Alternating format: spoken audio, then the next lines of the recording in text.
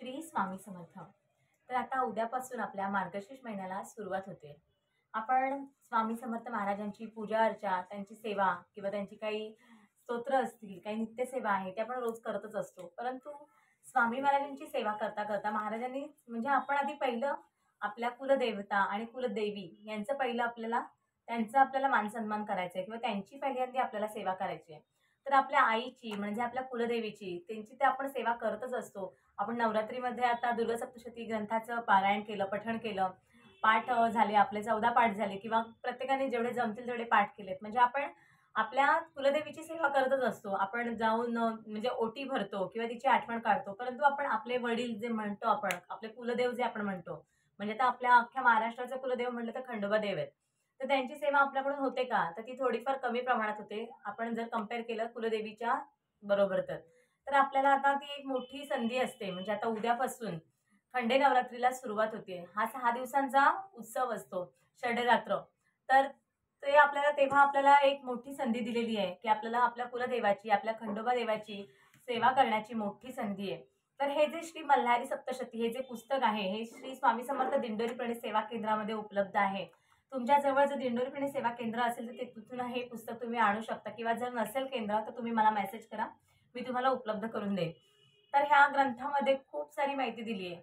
म्हणजे हे ग्रंथ कसं करायचं, याचं पारायण कसं करायचं किंवा पाठ कसे करायचे आणि हा अतिशय पवित्र ग्रंथ आहे. जसं आपण दुर्गा सप्तशती ग्रंथाचं पठण करतो, तो जेवढा खूप असं म्हणजे त्याचं जेवढं महत्त्व आहे, तर त्याचबरोबर या सुद्धा ग्रंथाचं महत्त्व आहे. आपल्याला आपल्या देवाची, कुलदेवाची सेवा करण्याची मोठी संधी मिळते. तर आपल्या पूर्वाचार्यांनी प्रत्येक कुळाच्या संरक्षणासाठी, त्याच्या उत्कर्षासाठी, विकासासाठी आपल्याला कुळाचार म्हणजे कुलदेवता आणि कुलदेवींवर त्याची जबाबदारी सोपवली आहे. मग आता ती जबाबदारी त्यांनी सोपवली. आपले देव आपल्या पाठीशी तर उभे राहतात. तर त्यांच्यासाठी वर्षभरात आपल्या कुलदेवासाठी कुलधर्म आणि कुलाचार सुद्धा नेमून दिलेत. आता ते काय दिले त्याचं जे कार्य आहे ते हे श्री स्वामी समर्थ दिंडोरी प्रणित सेवा केंद्रामध्ये आपल्याला गुरुमाऊली जे आहेत, परमपूज्य गुरुमाऊली सांगतच असतात. त्यांनीच हा ग्रंथ आपल्यासाठी उपलब्ध करून दिलाय. या ग्रंथामध्ये सर्व माहिती दिलेली आहे. तर आता उद्यापासून तुम्हाला काय करायचंय, षडरात्र म्हणजे 6 दिवस म्हणजे 13 डिसेंबर ते 18 डिसेंबर 6 दिवस आपल्याला याची सेवा करायची आहे.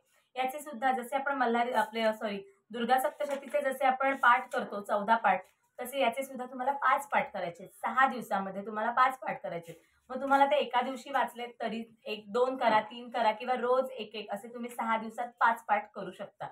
त्याला डायरेक्ट पाठ नाही करायचे आपल्याला, तर त्याची आपल्याला इथे अनुक्रमणिका सुद्धा दिलेली आहे. तर पहिल्यांदा आपल्याला कुठली आपण सेवेची सुरुवात करताना पहिल्यांदा तर आपण श्री स्वामी समर्थ महाराजांचं स्तवन म्हणतो, स्वामींची एक माळ करतो.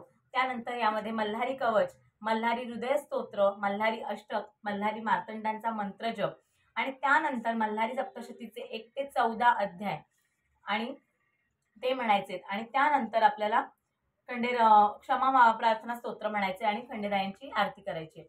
आता काही घरात नसे आपण नवरात्रीमध्ये कसे आई तुळजा म्हणजे आपली जी नवरात्र असते तेव्हा आपण कसे घट भरतो, घट बसवतो. म्हणजे आपण प्रॉपर जे मातीच्या कुंभामध्ये मातीच्या कुंभामध्ये माती घालून त्याच्यानंतर धान्य पेरून वगैरे जसं आपण देवघटी बसवतो आपल्या कुलदेवीचा म्हणजे तुळजाभवानी देवी जर आहे तुमची किंवा कोणती देवी असेल आपल्या जी 3.5 शक्तिपीठ आहेत त्यामध्ये जी देवी कोणती असेल त्याचे आपण जसं घट बसवतो त्यांचं टाक ठेवून मूर्ती ठेवून, त्याचप्रमाणे यांचे सुद्धा खंडोबा देवांचे सुद्धा उद्यापासून प्रॉपर असे घट बसवतात काही ठिकाणी. तर आमच्या घरात आम्ही नाही घट बसवत, त्याच्यामुळे मी स्वतः पण ही सेवा नाही करत. पण मग मी पाठ करते. आता तुम्हाला जर घट बसवणं शक्य नसेल, तुमच्या गावाला घट बसवत असेल, मुख्य घरात बसवत असेल, तर आपण नाही परत बसवत. तर आपण काय करायचं, आपण सेवा कशी करायची, मग आपण पाठ करायचं. तर मग मी ते नाही करत, मी पाठ तरी करते. मग पाठ करण्यासाठी वेगळं काही नाही. सकाळी लवकर उठून पूजा अर्चा करून आपल्याला या पाठाला बसायचे. संकल्पयुक्त सेवा आहे. जर तुम्ही संकल्प करणार असाल 5 पाठांचा 6 दिवसात, तर तुम्हाला आता काय नियम पाळायचे त्याच्यासाठी, तर तुम्हाला ब्रह्मचर्य पालन करायचं हा पहिला नियम आहे. त्याचबरोबर मांसाहार पूर्णतः वर्ज्य आहे, कडकडीत बंद आहे. कोणीच घरात करायचं नाही, मांसाहारच आणायचं नाही 6 दिवसांमध्ये. त्याचबरोबर परान्न घ्यायचं नाही. हे एवढेच नियम आहेत, बाकी काही असे नियम नाहीयेत. त्याचबरोबर तुम्ही जर हे मल्हारी सप्तशतीचा जर तुम्ही पाठ कराल तर तुम्हाला अखंड दिवा लावायचा आहे. मग तुम्हाला बाकी जर घट बसवता येत नसेल, घट बसवणार नसाल, तर फक्त तुम्ही नंदादीप तेवत ठेवा, म्हणजे अखंड दिवा लावा आणि हे फक्त 5 आपण पाठ आहेत ते पूर्ण करा. बस एवढी जरी सेवा केली तरी खूप आहे. घट बसवले नाहीत तरी सुद्धा चालेल. तर अशा प्रकारे आणि फक्त नैवेद्य दाखवायचा आहे. जे आपण घरात काही करणार आहोत जेवण, भाजी, भाकरी, चपाती याचा फक्त नैवेद्य दाखवायचा. बाकी काही नाही. तर यामध्ये आपल्याला सर्व दिलेलं आहे त्यांनी. तर आपण येळकोट येळकोट जय मल्हार असा त्यांचा रोजच जयघोष करत असतो. तर याचा अर्थ काय? तर 7 कोटी भक्त असलेल्या देवा तुला माझा नमस्कार असो. येळकोट हा शब्द कन्नड शब्दाचा अर्थ आहे. तर उद्यापासून म्हणजे मार्गशीर्ष मिती शुद्ध 1 पासून 6 पर्यंत षडरात्र हा देव दीपावलीचा उत्सव असतो. या काळात खंडेराव महाराज विश्रांती घेत असतात. नवरात्रोत्सवाप्रमाणे इथे सुद्धा घट बसवतात. देव्हाऱ्यातील त्यांच्या टाकाला अभिषेक करून नागवेलीच्या पानावर बाजूला बसवून नंदादीप अखंड तेवत ठेवतात. कुटुंब प्रमुख 5 दिवस उपवास करतात. मल्हारी सप्तशतीची 5 किंवा 22 पारायण करतात. हे 6 दिवसांचे नवरात्र चंपाषष्ठीत कुळधर्म करून पूर्ण होते. दररोज त्यांना भंडारा म्हणजेच खंडेरावांची सर्वात आवडती अशी हळद याचा भंडारा वाहतात. हा कुलधर्म आपण पौष, माघ, चैत्र आणि श्रावण या महिन्यांच्या पौर्णिमेला करू शकतो. तर अजून नैवेद्य काय दाखवायचा शेवटच्या दिवशी? तर बाजरीच्या भाकरीचा नैवेद्य दाखवायचा. त्याचबरोबर वांग्याचं भरीत आणि पातीचा कांदा आणि लसूण याचा नैवेद्य दाखवायचा. याशिवाय पुरणपोळी सुद्धा तुम्ही करू शकतात. तर भगवान शिवांनी जनसामान्यांच्या कल्याणासाठी धारण केलेल्या श्री खंडेराव या अवताराची सेवा करून त्यांची कृपा संपादन करण्यासाठी या छोटेखानी ग्रंथाचा निश्चितच उपयोग होईल. तर आता तुम्ही उद्यापासून तर करू शकता, पण उद्यापासून आणि ही सेवा आहे ना ती सगळ्यात प्रथम म्हणजे आपल्या कुटुंब प्रमुखांनी करायचं. पण काही पुरुषांना जमत नाही, वेळ नसतो किंवा काही जणांचा विश्वास नसतो, काही जणांना कामामुळे शक्य होत नाही. तर त्यांना जर जमत नसेल तर स्त्रियांनी केला तरी चालतं, पण पुरुषांनी केलं तर अतिउत्तम. पण पुरुषांना काही कारणास्तव जमलं नाही तर हे स्त्रियांनी नक्की करा. आता काय करायचं, नियम अटी काय आहेत? तर पहिली तर साडी नेसायची, हातात बांगड्या घालायच्या, कपाळाला कुंकू लावायचं आणि ह्या पाठाला बसायचं. तुम्ही जर घट बसवत नसाल तर सकाळी लवकर उठून पूजा अर्चा झाल्यानंतर तुम्ही त्याचा मंगल कलश स्थापन केलात तरी चालेल. मंगल कलश स्थापन करा. तुमच्याकडे जर खंडोबा देवांचा टाक असेल, मूर्ती असेल, फोटो असेल तर तो ठेवा.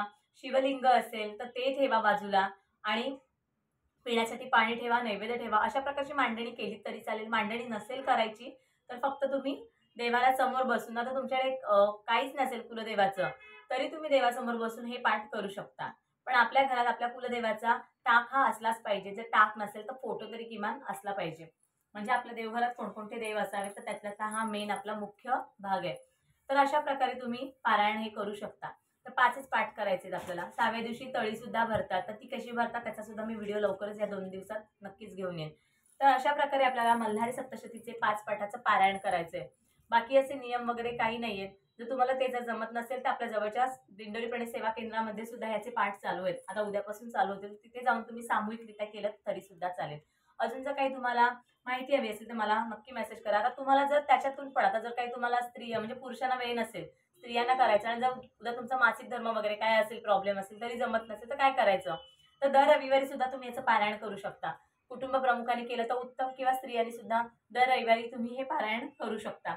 किंवा मग नाहीच जमलं तर आपण जसं नित्यसेवेमध्ये कसे 3-3 ग्रंथ बोलतो, 3-3 अध्याय म्हणतो स्वामी समर्थांचे, तर त्याचबरोबर तुम्ही ह्याचे सुद्धा 2-2 करू शकता. दुर्गा सप्तशतीचे जसे आपण 2-2 अध्याय रोज आपण घेतो तसेच मल्हारी सप्तशतीचे सुद्धा तुम्ही 2-2 अध्याय जर घेतले तर 7 दिवसात आपला एक पाठ पूर्ण होतो.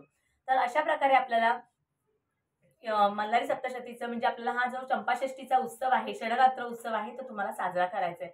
तर जसं जमेल तसं तुम्ही उद्यापासून ही सेवेला सुरुवात करा. नाहीच वेळ मिळाला तर येळकोट येळकोट जय मल्हार असं जरी तुम्ही फक्त एक माळ केलं किंवा मल्हार देवाचं जर कुठले तुमचे मंत्र श्लोक असतील तर ते म्हटले तरी चालेल. नाहीच जमत ओम नमः शिवाय या मंत्राचा जप केला तरी चालेल. तर म्हणजे तुम्हाला जसं जमेल तसं तुम्ही ही सेवा करा. हीच मी तुम्हालाही सांगेन. अजून जर काही तुम्हाला माहिती हवी असेल, जर काही प्रश्न असतील तर मला कमेंट करा. मी तुम्हाला उत्तर देण्याचा प्रयत्न करेन. व्हिडिओ इथेच थांबवते. अजून याचं काही तुम्हाला डिटेल माहिती हवी असेल तर याचे माझे व्हिडिओ यूट्यूबला सुद्धा आहेत, फेसबुकला आहेत. तिथे सुद्धा जाऊन तुम्ही फॉलो करा आणि तिथे तुम्ही याचे डिटेल व्हिडिओ नक्की बघू शकता. तर इथेच व्हिडिओ थांबवते. श्री स्वामी समर्थ.